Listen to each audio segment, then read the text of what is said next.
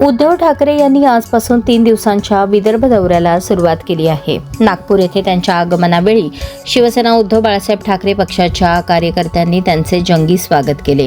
लोकसभा निवडणुकीत मशाल चिन्हावर निवडून आलेल्या 6 खासदारांनी उपमुख्यमंत्र्यांच्या नेतृत्वाखालील शिवसेनेत प्रवेश केला.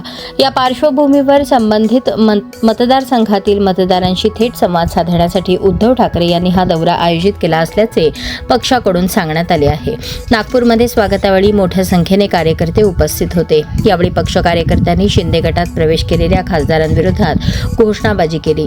दौऱ्यादरम्यान उद्धव ठाकरे विविध बैठका, मेळावे आणि कार्यकर्ता संवाद कार्यक्रमांना संबोधित करणार असून आगामी राजकीय घडामोडींवर ते भूमिका मांडण्याची शक्यता आहे. या दौऱ्याकडे विदर्भातील शिवसेना उद्धव बाळासाहेब ठाकरे पक्षाच्या संघटनात्मक बांधणीच्या दृष्टीने महत्त्वपूर्ण पाऊल म्हणून पाहिले जात आहे.